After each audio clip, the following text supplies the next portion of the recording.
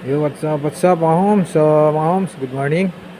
So, dito tayo ngayon sa Kuwait, no? So, pumapasok na yung winter season, kaya magre-ready na tayo ng mga race bike natin para sa winter.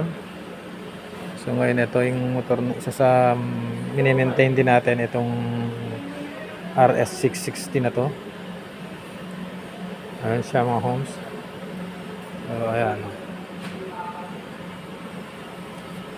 So, ang ginawa lang natin ngayon dito mga homes, nag-ano lang tayo, nag-change oil lang tayo, no? Change oil lang natin yan para sa next na mga days siguro. Baka kukunin na to ng may-ari. So, nag-stay itong bike na to dito sa shop. Ayan siya mga homes. Ready na yan.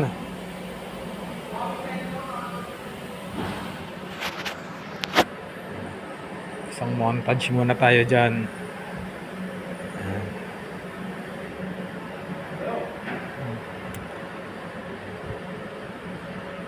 Montage.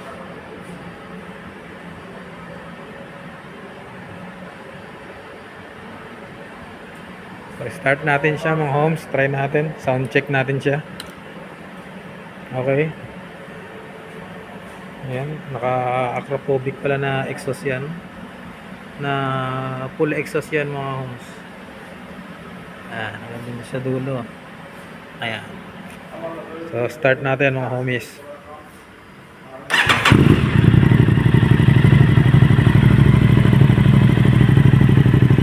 Ganda rin yung tunog niya, hindi siya yung parang nagpupunit, medyo ma-bass lang siya. Maganda yung tunog niya.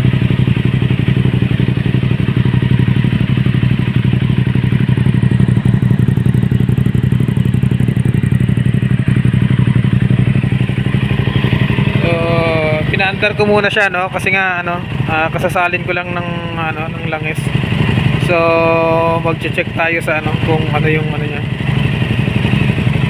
Tapos maya pag nag-circulate na yung langis niya, i-check ulit natin siya dito sa dipstick. Ayan, diyan natin siya i-check kung tama yung level niya. So, medyo iinitin ko lang siya ng konti, tapos papatayin. Tapos hayaan kung bumaba yung mga langis niya. Tapos doon ako mag-check kung gaano kalarami yung langis. Pero nagkarga na ako dyan ng 2 litro. Konti lang naman yung niyan, yung engine oil capacity niyan. More than 2 liters lang, pero hindi nga, nagbabase tayo dun sa dipstick.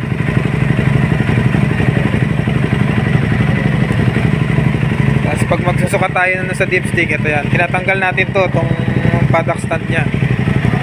Kasi nakasubsob yung motor para mas tama yung level ng langis niya, kailangan nakababa yan. O ayan, sound check tayo mga homies.